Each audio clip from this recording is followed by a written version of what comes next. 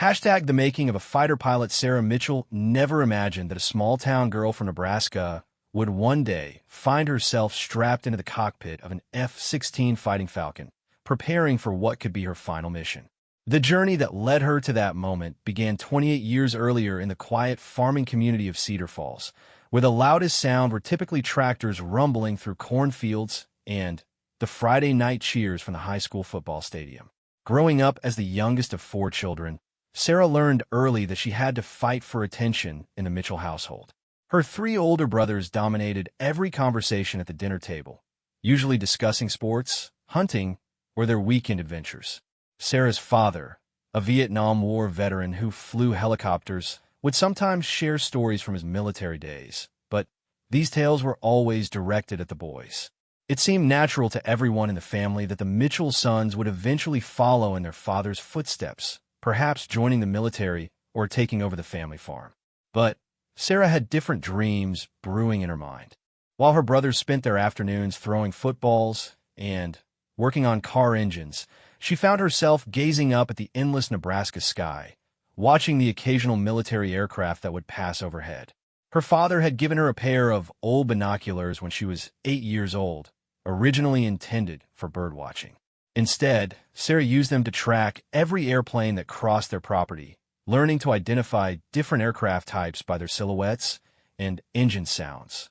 The first time Sarah mentioned wanting to become a pilot, the family gathered around the dinner table erupted in laughter. Her oldest brother, Jake, nearly choked on his mashed potatoes. "Girls don't become fighter pilots, Sarah," he said between chuckles. "Maybe you could be a flight attendant or something." Even her father, usually supportive of his children's dreams, seemed skeptical. "Flying military aircraft is dangerous work, sweetheart," he said gently. "Maybe you should consider something more suitable for young ladies." These responses only strengthened Sarah's determination. She began checking out every book about aviation she could find from the local library. She memorized the specifications of different fighter jets, studied the physics of flight, and read biographies of famous pilots. When her high school guidance counselor suggested she consider nursing or teaching as career options, Sarah politely declined and asked about the requirement for the Air Force Academy instead. The counselor's reaction was similar to her family's. "The academy is extremely competitive," she warned, "and I'm not sure they even accept many women into their flight programs." Sarah left that meeting more determined than ever. She threw herself into her studies, maintaining a perfect 4.0 GPA while also participating in track and field to build her physical fitness. She took extra courses in mathematics and physics, knowing these subjects would be crucial for a career in aviation. During her junior year of high school, everything changed when a local air show came to a nearby city. Sarah convinced her parents to take the family, promising she would help with farm chores for an entire month without complaint. The moment she saw the F-16 demonstration, with its pilot pulling incredible G-forces while performing barrel rolls and vertical climbs, Sarah knew this was her calling. The power, precision, and grace of the aircraft took her breath away. After the air show, Sarah approached one of the pilots who was signing autographs. Captain Lisa Rodriguez was one of only a handful of female F-16 pilots in the Air Force at that time. When Sarah nervously asked about becoming a fighter pilot, Captain Rodriguez looked her straight in the eyes and said, "If you want it bad enough, you can make it happen. But it won't be easy, and you'll have to prove yourself every single day." That conversation became the turning point in Sarah's life. She wrote to Captain Rodriguez regularly throughout her remaining high school years, seeking advice and encouragement. The captain always wrote back, providing guidance on physical training, academic preparation, and the mental toughness required for military aviation. When Sarah's SAT scores came back among the top 5% in her state, Captain Rodriguez was one of the first people she contacted. The application process for the Air Force Academy proved to be one of the most challenging experiences of Sarah's young life. In addition to exceptional academic credentials, she needed nominations from her congressman, senator, or other authorized sources. The physical fitness requirements were demanding, and the medical examinations were thorough and unforgiving. Sarah failed her first attempt at the fitness test, falling short on the pull-up requirement by just 2 repetitions. Rather than becoming discouraged, Sarah used this setback as motivation. She installed a pull-up bar in her bedroom doorway and performed exercises every morning and evening. She ran 5 miles every day, rain or shine, through the cornfields surrounding her family's farm. Her brothers, initially skeptical of her goals, began to respect her dedication and started joining her on training runs. The second round of academy applications went much better. Sarah's improved fitness scores, combined with her outstanding academic record and compelling personal essay about overcoming gender stereotypes in aviation, caught the attention of the admissions board. When the acceptance letter arrived in March of her senior year, the entire Mitchell family celebrated as if their local high school had won the state championship. Leaving Nebraska for the Air Force Academy in Colorado Springs was both exciting and terrifying. Sarah had never been away from home for more than a few days, and suddenly, she found herself in one of the most demanding military training environments in the country. The altitude took some adjustment, making her initial runs around the academy grounds feel like she was breathing through a straw. The academic coursework was intense, covering advanced mathematics, physics, engineering, and military strategy. But the real challenges came from her fellow cadets. While the academy officially welcomed women, the cultural attitudes among many male cadets remained rooted in traditional thinking about gender roles. Sarah faced constant questions about her motivations, with some cadets suggesting she was only trying to prove a point rather than genuinely wanting to serve her country. Others made inappropriate comments about women not belonging in combat roles. Sarah learned to respond to these challenges with a combination of professionalism and quiet determination. She outperformed many of her male classmates in academics and held her own in physical training. When cadets made disparaging remarks about female pilots, she would calmly cite statistics about the performance records of women in military aviation. Gradually, she began earning the respect of her peers through her competence and dedication rather than through confrontation. The flying portion of her academy training began during her second year, starting with small propeller aircraft before progressing to jets. The first time Sarah took the controls of a T-6 Texan trainer, she felt like she was finally home. The sensation of flight, the precise control inputs required to maintain stable flight, and the three-dimensional thinking necessary for aerial navigation all came naturally to her. Her instructors noted her exceptional spatial awareness and smooth handling of the aircraft. However, the transition to jet aircraft proved more challenging. The T-38 Talon trainer was Sarah's introduction to the world of supersonic flight, with its powerful engines and sensitive controls. During her first solo flight in the T-38, she experienced a moment of panic when the aircraft's response to her control inputs seemed delayed and unfamiliar. For several terrifying seconds, she felt like she was falling behind the airplane, unable to anticipate its behavior. Her instructor pilot, Major Thompson, helped her work through this common adjustment period. Flying jets is like learning a new language, he explained during their post-flight briefing. Your brain has to rewire itself to think faster and process information more quickly. The airplane won't wait for you to catch up. Sarah spent extra hours in the flight simulator, practicing emergency procedures and unusual attitude recoveries until her responses became instinctive. By her third year at the academy, Sarah had established herself as one of the top pilots in her class. Her instructor pilots consistently rated her performance as above average, noting her calm demeanor under pressure and her ability to learn from mistakes. When it came time to select her career track within the Air Force, Sarah requested fighter aircraft without hesitation. The competition for these slots was fierce, with only the very best pilots being selected for fighter training. The notification came during her final semester at the academy.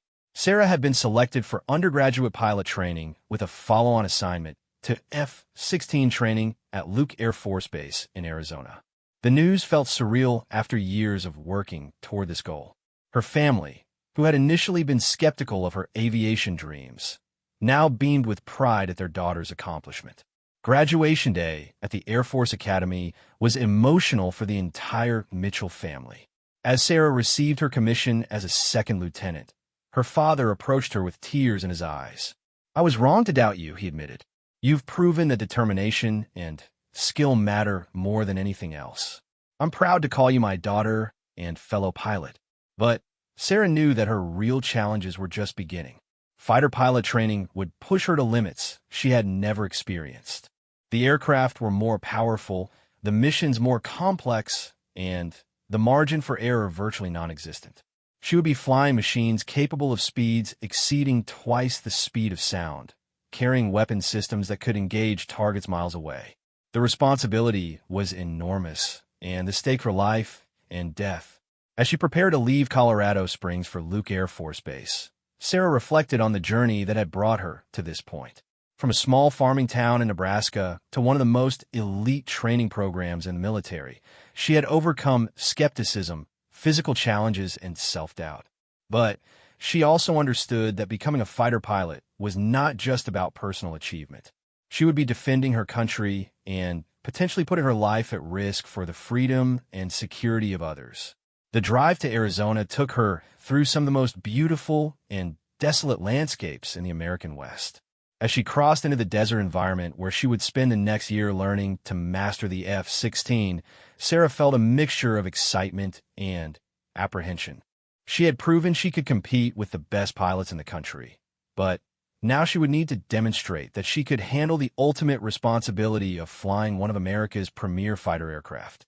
Luke Air Force Base sprawled across the Sonoran Desert like a small city dedicated entirely to the art of aerial warfare.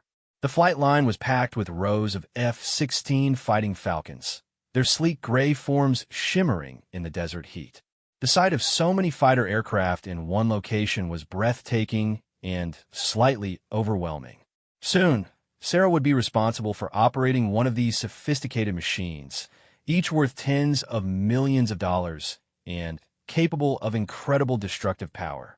Her first day at Luke began with in-processing and briefings about the F-16 program. The instructors made it clear that the training would be the most demanding experience of their military careers. The aircraft was unforgiving of mistakes, and the missions they would learn to fly were increasingly complex and dangerous. Unlike the trainer aircraft she had flown at the academy, the F-16 was a true weapon system, designed for air-to-air combat and precision ground attacks. The academic portion of F-16 training covered systems that were far more sophisticated than anything Sarah had encountered. She learned about radar systems capable of tracking multiple targets simultaneously, electronic warfare systems that could jam enemy communications, and weapon systems that could engage targets beyond visual range. The complexity was staggering, requiring pilots to process vast amounts of information while making split-second decisions in high-stress situations. But it was the flying that truly separated F-16 training from everything that came before. The Fighting Falcon was designed as a single-seat fighter, meaning there would be no instructor pilot sitting beside her to provide guidance or take control if something went wrong. Once Sarah strapped into that cockpit, she would be entirely responsible for the safe operation of the aircraft and completion of the mission. Her first F-16 flight was scheduled for a crisp December morning, 6 months after arriving at Luke Air Force Base. As Sarah walked to the aircraft during her pre-flight inspection, she paused to appreciate the moment. The F-16 looked smaller than she had expected, but its purposeful design was evident in every line and curve. This was a machine built for one purpose: air superiority. And in just a few minutes, she would be flying it solo for the first time. The pre-flight inspection revealed the incredible complexity hidden beneath the F-16's sleek exterior. Sarah checked dozens of systems, from hydraulic connections to weapons pylons, ensuring everything was properly configured for flight. Her crew chief, Sergeant Martinez, had been working on F-16s for over a decade and knew every detail of the aircraft.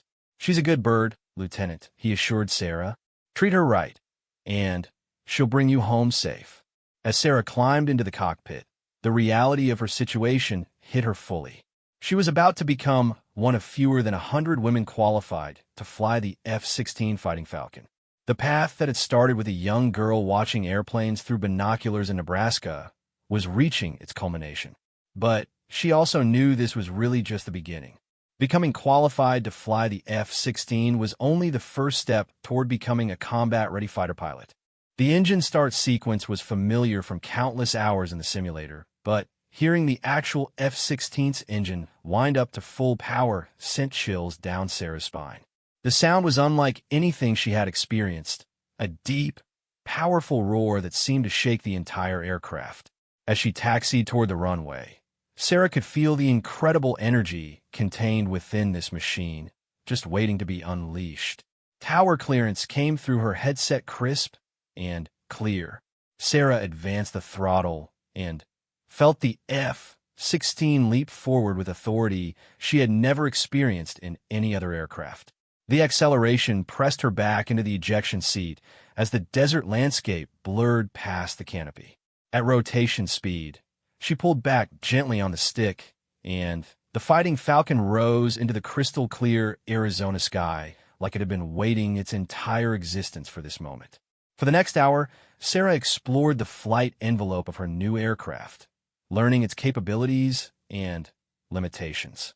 The F-16 responded to her inputs with precision and power that was both exhilarating and slightly intimidating. She practiced basic maneuvers, getting a feel for the aircraft's handling characteristics and building confidence in its systems. When she finally landed back at Luke, Sarah knew her life had changed forever. She was now an F-16 pilot. Becoming combat ready 2 years after completing F-16 training at Luke Air Force Base. First Lieutenant Sarah Mitchell found herself assigned to the 34th Fighter Squadron at Hill Air Force Base in Utah. The transition from student pilot to operational fighter pilot brought new challenges and responsibilities that tested everything she had learned during her training. The squadron was preparing for deployment to the Middle East, where tensions had been escalating and American interests were increasingly threatened. The 34th Fighter Squadron had a reputation for excellence that dated back to World War II. The squadron's heritage was evident everywhere in their building, from the vintage photographs of P-51 Mustangs to the mission patches representing decades of successful operations around the world. For Sarah, joining this unit represented the culmination of years of hard work and the beginning of her real career as a fighter pilot. Her new squadron commander, Lieutenant Colonel James Harrison, was a veteran pilot with over 2,000 hours in the F-16 and multiple combat deployments. During Sarah's initial meeting with him, he made his expectations clear. "Lieutenant Mitchell," he said, reviewing her training records, "you've shown exceptional performance throughout your training. But now you need to prove you can handle the real thing. Combat flying is different from anything you've experienced. The stakes are higher, the pressure is constant, and there's no room for hesitation or self-doubt." The squadron's training program was designed to transform newly qualified pilots into combat-ready warriors. Sarah's days began before dawn with physical training, followed by mission briefings, flight operations, and debriefings that often lasted well into the evening. The flying was more complex than anything she had experienced during training, with scenarios designed to replicate the chaos and unpredictability of actual combat situations. Her first major challenge came during a large-scale training exercise called Red Flag at Nellis Air Force Base in Nevada. Red Flag was designed to provide realistic combat training in a controlled environment, with pilots from different services and allied nations working together in complex scenarios. For many pilots, it represented their first taste of what actual combat might feel like. Sarah's role in the exercise was to provide close air support for ground forces, a mission that required precise coordination between aircraft and troops on the ground. The scenario involved a simulated rescue operation in hostile territory, with enemy surface-to-air missiles, fighter aircraft, and ground forces all threatening the mission. The margin for error was virtually non-existent, as any mistake could result in friendly fire casualties. The mission briefing took place at 0400 hours in a secure conference room filled with pilots, intelligence officers, and ground commanders. Sarah studied the target area on satellite imagery, noting the locations of friendly forces, enemy positions, and potential threats. The complexity was staggering, with multiple moving pieces that had to work together perfectly for the mission to succeed. As she strapped into her F-16 for the red flag mission, Sarah felt the familiar combination of excitement and nervousness that accompanied every challenging flight. But this time, the stakes felt more real. Even though it was a training exercise, the weapons she carried were live ordnance, and the targets she would engage were realistic representations of actual enemy positions. The safety margins were smaller than anything she had experienced during training. The takeoff went smoothly, with 4 F-16s forming up in combat formation as they headed toward the target area. Sarah's position as number 3 in the formation gave her a good view of the lead aircraft, while also allowing her to monitor the surrounding airspace for threats.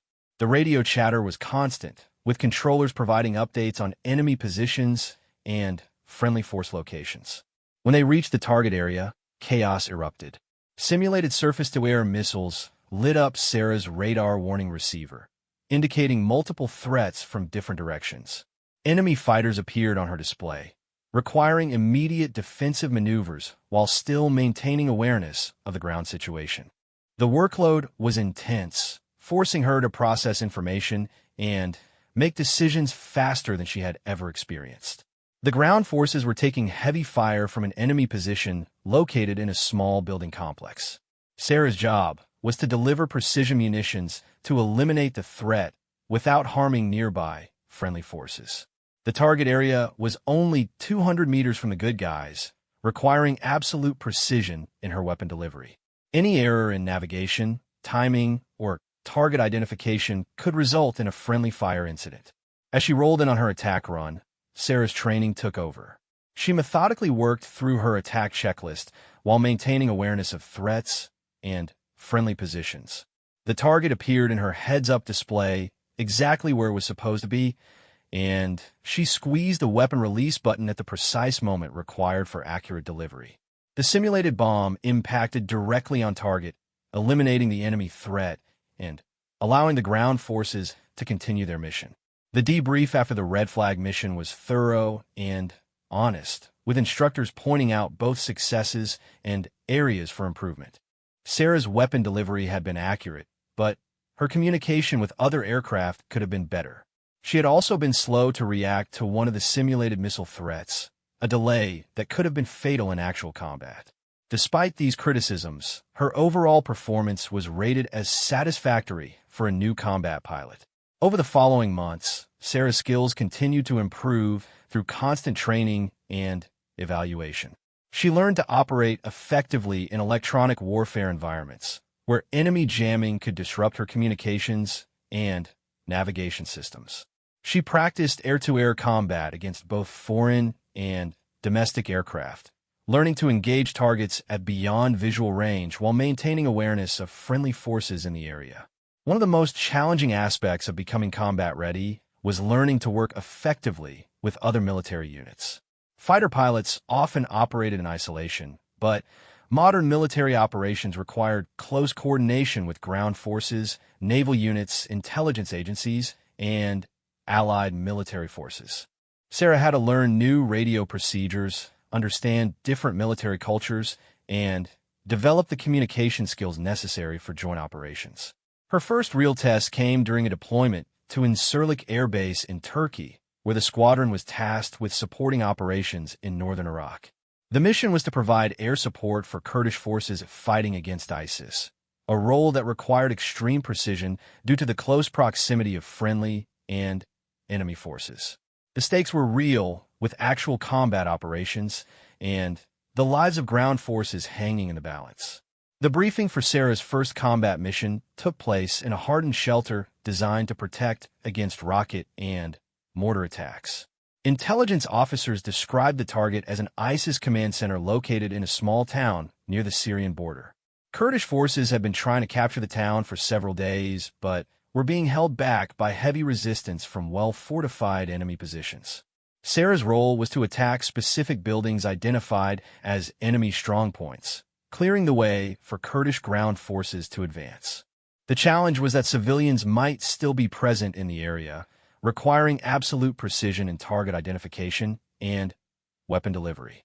Any mistake could result in civilian casualties, an outcome that could undermine the entire operation. The pre-flight preparation was more detailed than anything Sarah had experienced during training. She studied high-resolution photographs of the target area, memorizing the locations of specific buildings and potential civilian areas. She reviewed weather forecasts, threat assessments, and backup plans in case the primary mission could not be completed. The weight of responsibility was enormous. As her F-16 lifted off from Incirlik Air Base, Sarah felt the full weight of her new role as a combat pilot. This was no longer a training exercise with simulated weapons and targets. The ordnance hanging beneath her aircraft was real, and the targets she would engage contained actual enemy forces.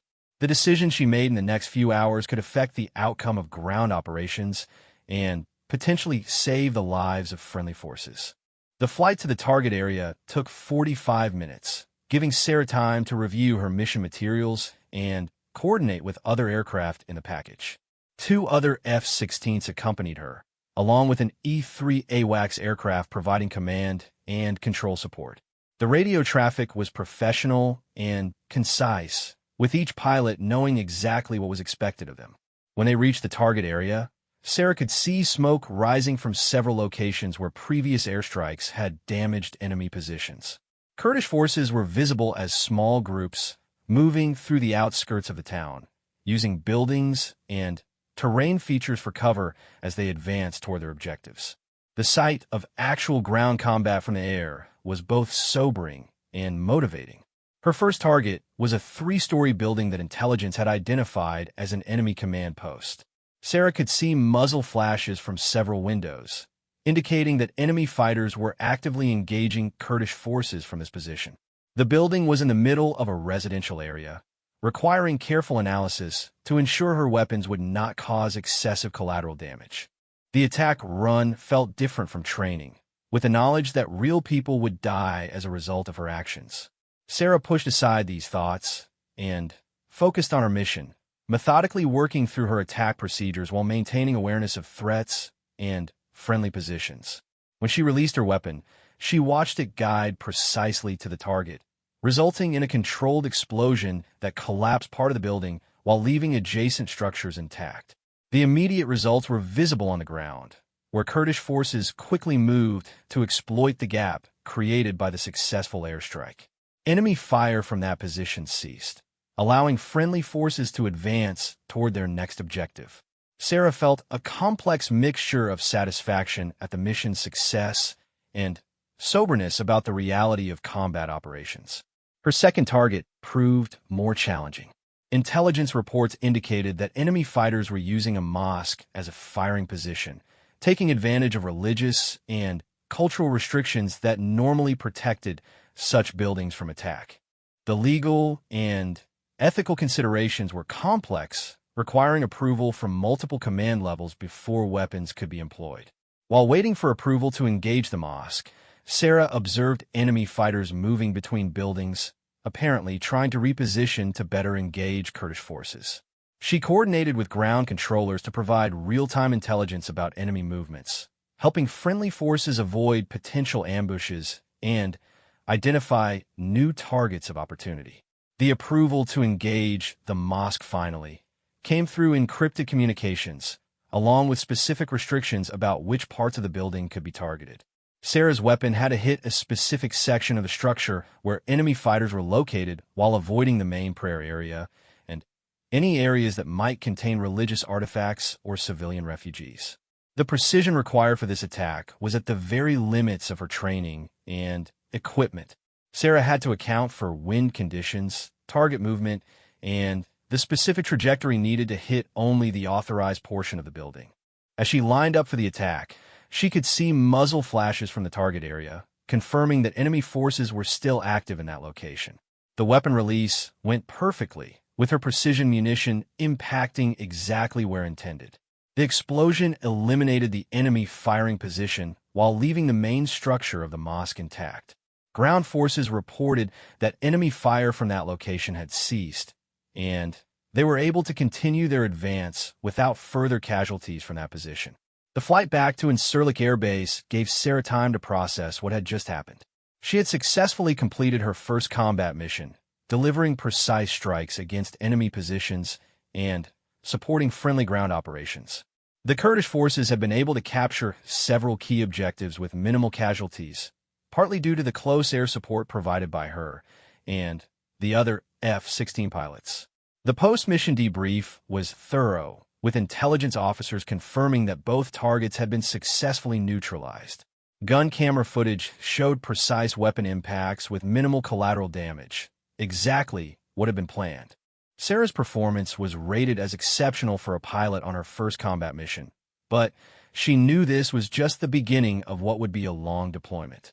Over the following weeks, Sarah flew dozens of combat missions supporting ground operations throughout northern Iraq. Each mission brought new challenges and learning opportunities, from complex urban warfare scenarios to operations in mountainous terrain where navigation and target identification were extremely difficult. She learned to work with special operations forces, coordinate with allied aircraft, and adapt to rapidly changing tactical situations. The tempo of operations was intense, with pilots often flying multiple missions per day when ground situations demanded immediate air support. Sarah's physical and mental stamina were tested constantly, but her training had prepared her well for the demanding pace of combat operations. She learned to manage stress, make quick decisions under pressure, and maintain focus during long and complex missions. But it was during a routine patrol mission over the Syrian border that Sarah first encountered the situation that would eventually lead to the most dangerous mission of her career. Intelligence reports had been tracking a high-value target moving through the area, a senior ISIS commander responsible for coordinating attacks against both Kurdish forces and international coalition units. The opportunity to eliminate this target could significantly disrupt enemy operations in the region. However, the intelligence was incomplete, and the target's exact location remained uncertain. Sarah's mission was to patrol a specific area and provide immediate response if the target was located. What seemed like a routine surveillance flight would soon develop into something far more complex and dangerous than anyone had anticipated. Hashtag the impossible mission. 6 months into her deployment at Incirlik Air Base, Captain Sarah Mitchell had established herself as one of the most reliable pilots in the 34th Fighter Squadron. Her combat missions over northern Iraq had been flawless, with precise weapon deliveries and excellent coordination with ground forces earning praise from commanders throughout the region. But on a humid August morning, Sarah received a mission briefing that would challenge everything she thought she knew about combat flying. The secure briefing room was packed with senior officers, intelligence personnel, and special operations commanders. The presence of so many high-ranking officials immediately told Sarah that this was no routine mission.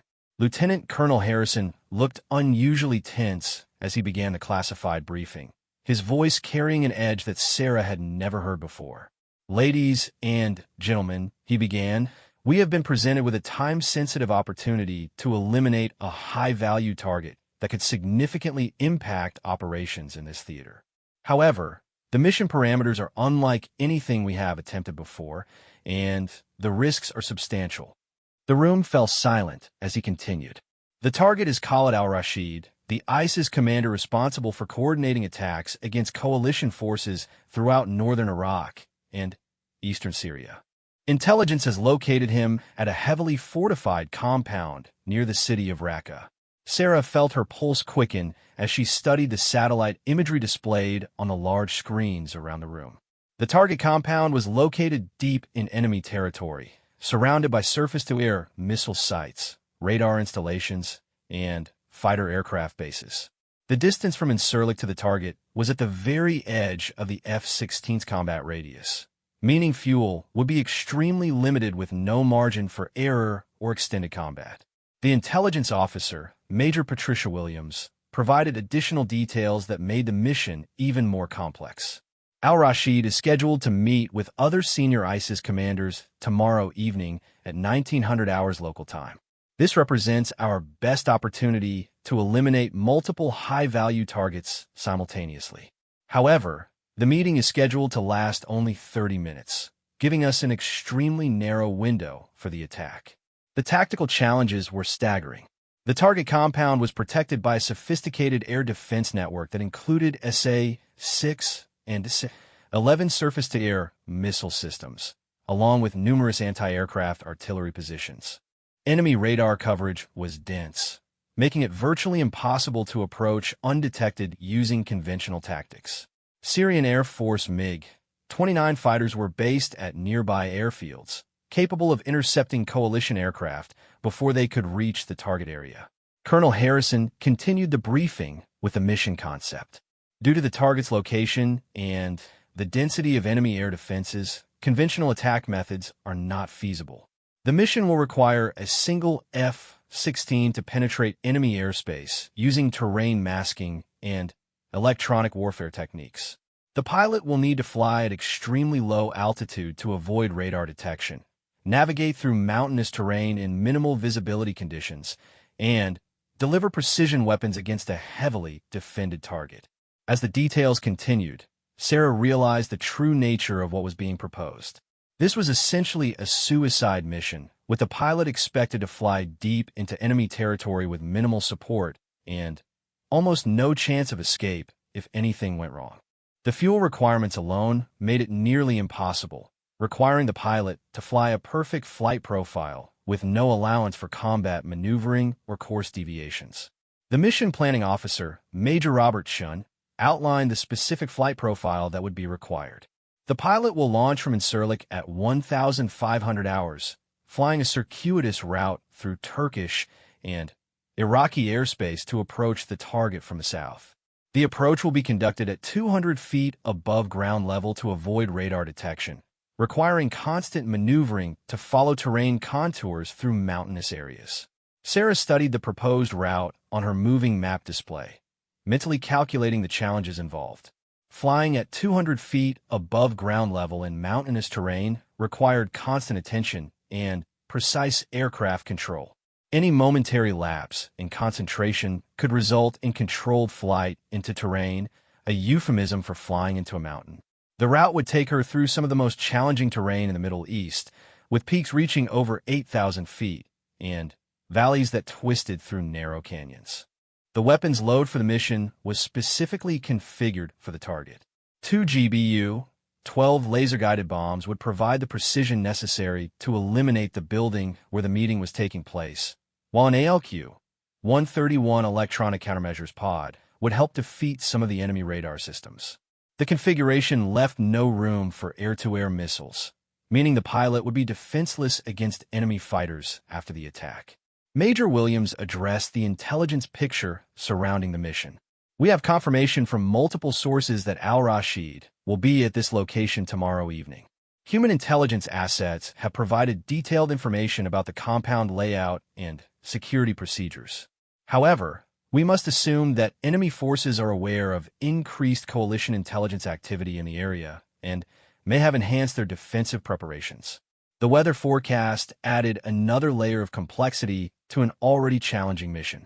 A low-pressure system moving through the region would bring scattered thunderstorms and reduced visibility exactly during the planned mission timeframe. While the poor weather could help mask the aircraft from visual detection, it would also make the low-level flight through mountains extremely dangerous. Lieutenant Colonel Harrison looked directly at Sarah as he addressed the pilot selection for the mission. This mission requires our most experienced and capable pilot. Based on combat performance, precision weapon delivery records, and low-level flying experience, Captain Mitchell has been selected to fly this mission. The room turned to look at Sarah, who felt the weight of every pair of eyes focused on her. The reality of the situation hit Sarah like a physical blow. She was being asked to fly what was essentially a one-way mission deep into enemy territory with minimal support and almost no chance of survival if anything went wrong. The tactical situation was so challenging that even a perfect execution would leave her with barely enough fuel to return to friendly territory. Any complications, combat damage, or navigation errors would likely result in her death or capture. Major Chun continued with the detailed mission timeline. Captain Mitchell will launch at 1,500 hours and proceed to a refueling rendezvous with a KC-135 tanker over northern Iraq. After refueling, she will continue south toward the target area, descending to low altitude approximately 100 miles from the Syrian border. The attack must be initiated precisely at 1900 hours to coincide with the target meeting. The escape route was just as challenging as the ingress. After delivering weapons on target, Sarah would need to egress at high speed and low altitude, avoiding the numerous enemy air defense sites that would be alerted by the attack. A second refueling rendezvous was planned over western Iraq, but reaching that point would require flying through airspace that would likely be swarming with enemy fighters. Sarah raised her hand during the briefing. "Sir, what support will be available during the mission? Are there any SCAD flights planned to suppress enemy air defenses?" Lieutenant Colonel Harrison's expression was grim as he responded. "Captain, the location and timing of this mission make conventional support extremely difficult. You will be operating essentially alone once you cross into Syrian airspace." The silence in the room was deafening as the implications of Harrison's words sank in. Sarah would be flying one of the most dangerous missions in modern military aviation with no friendly fighters for protection, no suppression of enemy air defenses, and no search and rescue assets standing by in case of emergency. If she was shot down over Syria, she would be entirely on her own in extremely hostile territory. Major Williams provided additional intelligence about the consequences of mission failure. If this opportunity is missed, intelligence indicates that al-Rashid is planning to relocate to an unknown location where he will be much more difficult to target. The attacks he is coordinating have resulted in significant coalition casualties, and his elimination could save dozens of friendly lives in the coming months. The moral weight of the decision was as heavy as the tactical challenges. Sarah understood that accepting this mission could save the lives of fellow soldiers and coalition forces, but it would also put her own life at extreme risk. The probability of survival was low enough that the mission briefers were essentially asking her to sacrifice herself for the greater good of the operation. Colonel Harrison concluded the briefing with a direct question that Sarah knew was coming. "Captain Mitchell, this is a volunteer mission. No one will question your decision if you choose not to accept this assignment. The risks are extreme, and we all understand the implications. Do you need time to consider your answer?" Sarah's mind raced through everything she had learned during the briefing. The mission was at the very edge of what was possible with current technology and tactics. The margin for error was virtually non-existent, and any number of factors could result in mission failure and her own death or capture. She thought about her family back in Nebraska, her squadron mates who had become like brothers and sisters, and the career she had worked so hard to build. But she also thought about the soldiers on the ground who were being killed by attacks coordinated by al-Rashid. She remembered the Kurdish fighters she had supported during previous missions, brave men and women who were fighting for their freedom against a brutal enemy. The intelligence briefing had made it clear that eliminating this target could significantly impact enemy operations and potentially save many lives. The room remained silent as Sarah weighed her decision. She could see the tension in every face around her, understanding that they were asking her to undertake a mission that had characteristics more commonly associated with suicide attacks than conventional military operations. The comparison was uncomfortable but accurate. They were asking her to fly into almost certain death for the chance to eliminate a high-value target. Sarah stood up slowly, her voice steady despite the turmoil in her mind. "Sir, I understand the risks and the mission requirements. I volunteer for this assignment." The relief in Lieutenant Colonel Harrison's face was visible, but it was mixed with obvious concern for one of his best pilots. "Very well, Captain. We have 18 hours to finalize mission planning and conduct final preparations." The remainder of the briefing focused on detailed mission planning, with specialists from various fields contributing their expertise to give Sarah the best possible chance of success. Electronic warfare experts programmed her countermeasures systems with the latest threat data. Weapons specialists configure her laser-guided bombs for optimal performance against the specific target construction. Intelligence officers provided detailed photographs and measurements of the compound to aid in target identification. The mission planning session continued well into the night, with Sarah and her support team working through every possible scenario and contingency. They developed backup plans for mechanical failures, bad weather, and early detection by enemy forces. Alternative escape routes were plotted in case the primary egress path became unusable. Emergency communication procedures were established for various contingencies. As the planning session concluded, Sarah found herself alone in the briefing room, staring at the satellite imagery of her target. The compound looked small and insignificant on the photographs, just a few buildings surrounded by walls in the middle of the Syrian desert. It was hard to believe that reaching this seemingly minor target would require such an extreme sacrifice. Major Williams approached Sarah as she gathered her mission materials. "Captain, I want you to know that the intelligence on this target is solid. Al-Rashid will be there tomorrow evening, and eliminating him will make a real difference in this conflict. What you're doing matters." Sarah nodded, appreciating the sentiment, but knowing that good intelligence couldn't reduce the enormous risks she would face in less than 18 hours. The next morning brought beautiful weather to Incirlik Air Base, with clear skies and light winds that would have been perfect for a routine training mission. Sarah began her day with a final weather briefing, which confirmed that the storm system was still moving through the target area as predicted. While the poor weather would complicate her navigation and target acquisition, it might also help conceal her aircraft from enemy visual detection. Her pre-flight preparation was more thorough than anything she had ever done. Sarah inspected every system on her F-16, working closely with Sergeant Martinez to ensure the aircraft was in perfect condition. They checked and double-checked the electronic warfare systems, verified the weapons programming, and tested all navigation equipment. There could be no mechanical failures or system malfunctions on this mission. Sarah's life would depend on everything working perfectly. The final mission briefing took place just 2 hours before takeoff, with updates on enemy air activity and last-minute intelligence about the target area. Syrian Air Force activity had increased slightly, but not enough to indicate that enemy forces were aware of the planned mission. Weather conditions remained challenging, but within acceptable limits for the low-level flight profile. Lieutenant Colonel Harrison pulled Sarah aside for a private conversation before she headed to her aircraft. "Captain, I want you to know that this squadron and this Air Force are proud of what you're doing today. You represent the very best of military aviation, and your courage honors all of us who wear this uniform." Sarah thanked him, but her mind was already focused on the challenges ahead. As she walked toward her F-16 for what could be her final flight, Sarah felt a strange calmness settling over her. All the planning was complete, all the preparations were finished, and now it was time to execute the most dangerous mission of her life.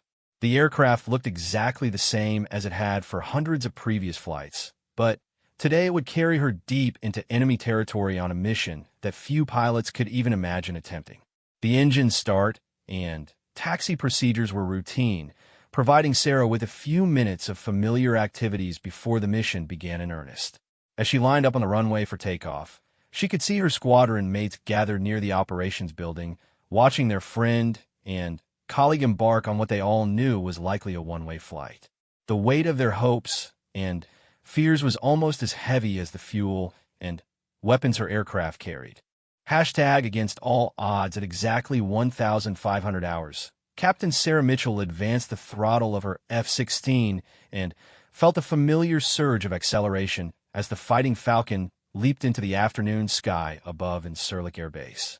The takeoff was flawless, but Sarah knew that every aspect of this mission would need to be executed perfectly if she had any hope of survival.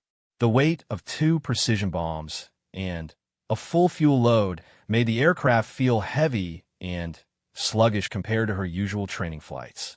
The first phase of the mission involved a seemingly routine flight north through Turkish airspace toward the planned refueling rendezvous. Sarah maintained normal radio communications with air traffic control, flying at standard altitude and airspeed to avoid drawing attention to her mission. To any observer, she appeared to be conducting a routine training flight or patrol mission, exactly as planned by the mission planners. But Sarah's mind was far from routine as she mentally rehearsed every phase of the complex mission ahead. She reviewed the target coordinates, studied the terrain features she would use for navigation during the low-level portion of the flight, and ran through the attack profile she would need to execute with split-second precision. The margin for error was so small that even minor deviations could result in mission failure or her own death. The refueling rendezvous with the KC-135 tanker went smoothly, with Sarah taking on maximum fuel to extend her range for the long flight ahead. The tanker crew maintained radio silence about her destination, but she could sense their awareness of the dangerous mission she was undertaking. After disconnecting from the refueling boom, Sarah turned south toward Iraq, beginning the long journey towards Syrian airspace. As she crossed into Iraqi territory, Sarah began her descent toward the low-altitude flight profile that would be critical for avoiding enemy radar detection. The F-16's terrain-following radar helped her maintain a precise altitude of 200 feet above the ground, but the system required constant monitoring and manual adjustments to account for rapidly changing terrain features. Flying this low at high speed required absolute concentration and lightning-fast reflexes. The landscape below transformed from the relatively flat agricultural areas of northern Iraq to the mountainous terrain that dominated the border region with Syria. Sarah's aircraft threaded through valleys and canyons, following ridgelines and using natural terrain features to mask her approach from enemy radar sites. The GPS navigation system showed her position with incredible precision, but she also relied on visual landmarks to confirm her exact location. Weather conditions began deteriorating as predicted, with scattered clouds reducing visibility and occasional rain showers creating additional challenges for the low-level flight. Sarah activated her aircraft's weather radar to identify the heaviest precipitation, weaving between storm cells while maintaining her precise flight path toward the target area. The poor visibility that complicated her navigation would also help conceal her aircraft from enemy observers. As she approached the Syrian border, Sarah's electronic warfare systems began detecting increased enemy radar activity. Multiple surface-to-air missile sites were actively searching for aircraft, their radar beams sweeping the sky in overlapping patterns designed to provide comprehensive coverage of the border region. Sarah's countermeasures systems automatically responded to some of the threats, but she knew that her primary defense was staying below the radar horizon by maintaining extremely low altitude. The border crossing was accomplished without incident, with Sarah's aircraft slipping between two major radar installations during a brief gap in their coverage patterns. Once inside Syrian airspace, she was deep in enemy territory with no friendly forces available for support. From this point forward, she would be entirely on her own until either completing the mission successfully or being shot down by enemy defenses. The terrain inside Syria was even more challenging than what Sarah had encountered in Iraq, with jagged peaks and narrow valleys that required constant maneuvering to maintain safe clearance from the ground. Her aircraft's radar altimeter provided continuous altitude information, but she also relied on visual cues to anticipate upcoming terrain features and plan her flight path several miles ahead of her current position. 25 minutes after crossing the border, Sarah's navigation system indicated she was approaching the target area. The compound where al-Rashid was meeting with other ISIS commanders should be visible in just a few minutes, assuming the intelligence reports were accurate, and the meeting was proceeding as scheduled. Sarah began her final approach, climbing slightly to get a better view of the target while still remaining below the altitude where most radar systems could detect her aircraft. The target compound appeared exactly where intelligence had predicted, a collection of small buildings surrounded by walls in a remote area of the Syrian desert. Sarah could see vehicles parked outside the main building, indicating that the meeting was likely in progress. But as she prepared to begin her attack run, her radar warning receiver suddenly erupted with threat indications from multiple directions. Enemy surface-to-air missile systems that had been silent during her approach were now actively tracking her aircraft. Sarah realized that her low-level penetration had been detected, possibly by acoustic sensors or observers on the ground who had reported her position to air defense units. Multiple SA-6 and SA 11 missile systems were now preparing to engage her aircraft, creating a deadly gauntlet she would have to survive while completing her attack. Sarah's training took over as she initiated immediate defensive maneuvers, deploying chaff and flare countermeasures while maneuvering aggressively to defeat the incoming missile threats. The first SA-6 missile appeared as a bright streak of light rising from a position several miles to her east, followed quickly by a second missile from a different location. The missiles were modern and sophisticated, with guidance systems designed to counter exactly the type of countermeasures her aircraft carried. While defending against the surface-to-air missiles, Sarah also had to maintain her attack profile against the primary target.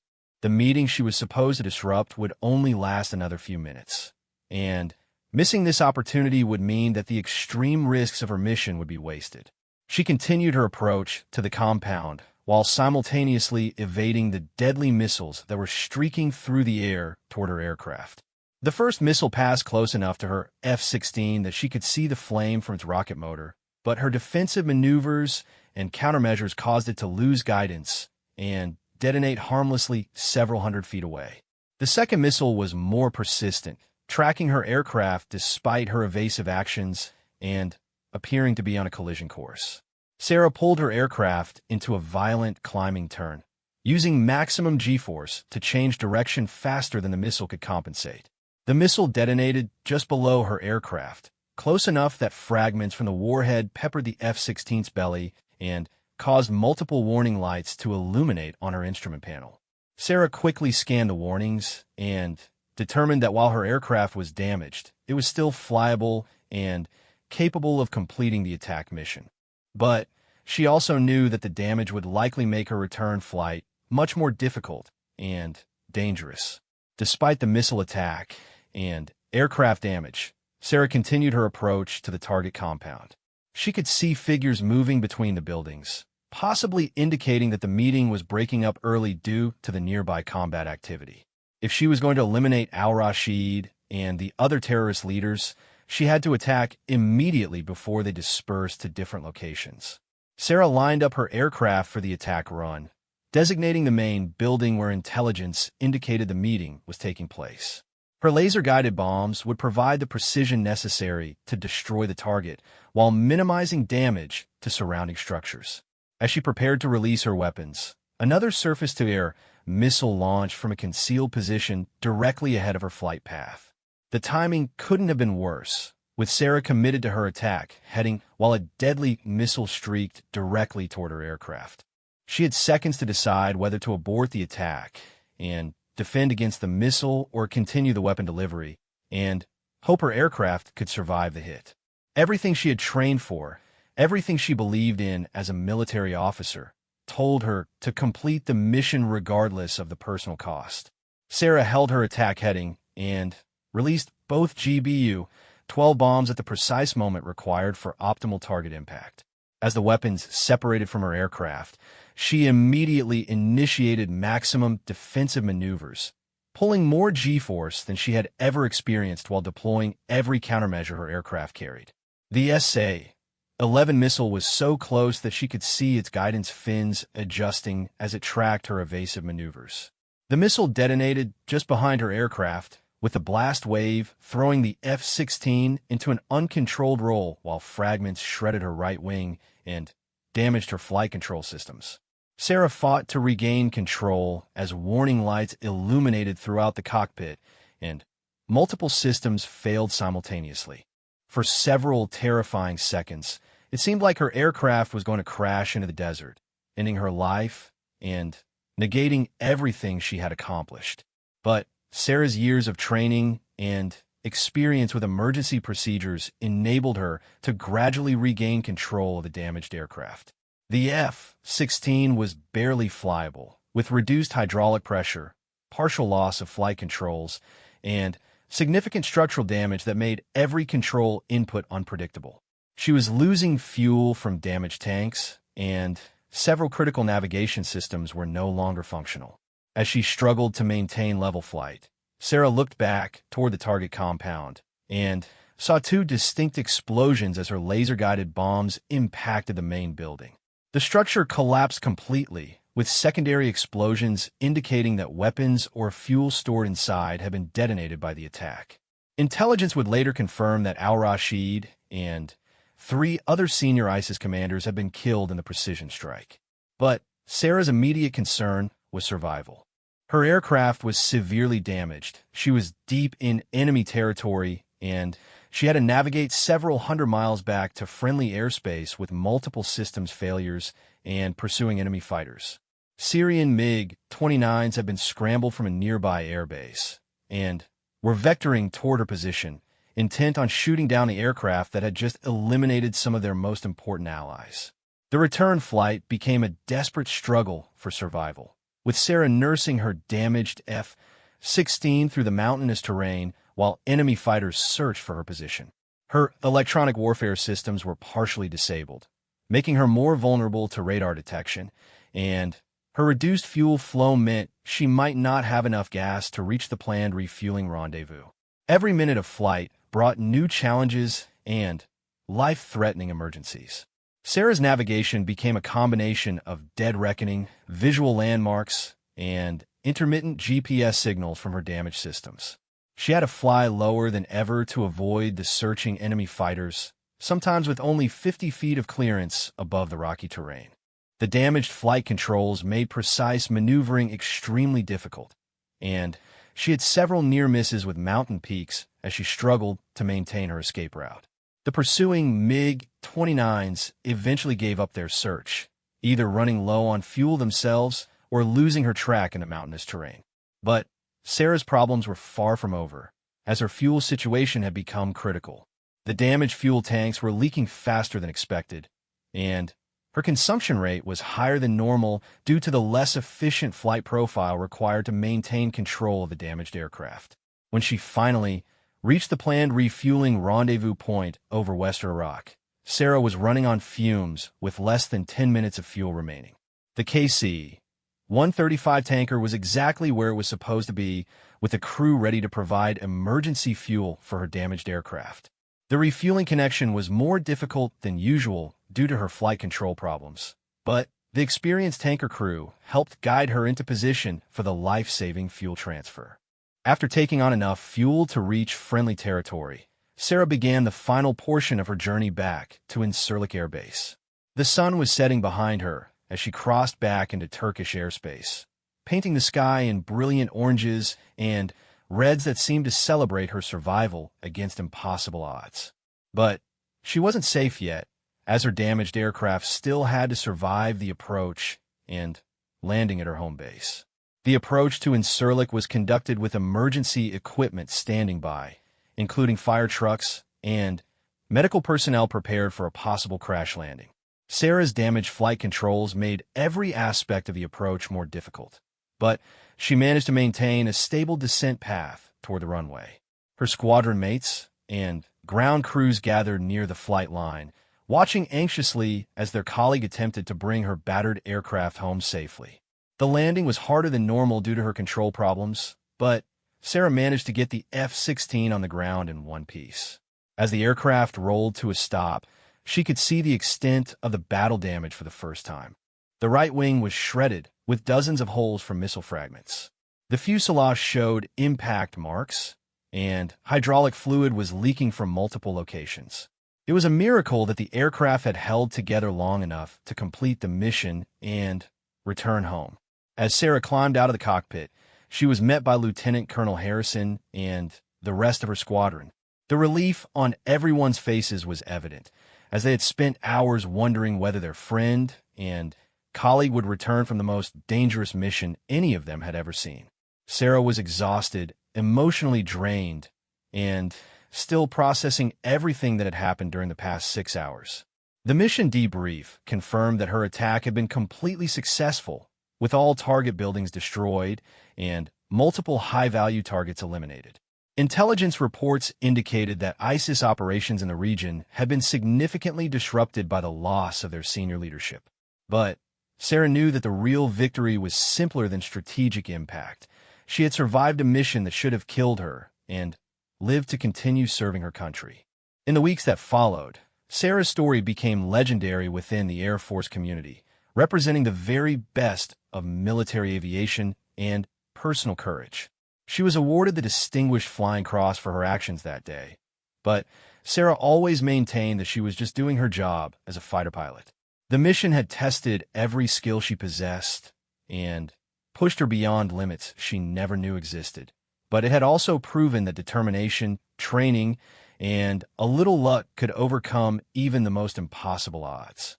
Years later, when Sarah had returned to the United States and was training the next generation of fighter pilots, she would tell her students that the most important lesson from that day in Syria wasn't about flying techniques or weapons delivery. It was about the responsibility that comes with wearing the uniform and the willingness to sacrifice everything for something greater than yourself. She had risked everything in an F-16 suicide mission and lived to tell the tale, but more importantly, she had proven that even the most dangerous missions could be accomplished when brave people were willing to accept the ultimate risk in service of their country and their fellow warriors.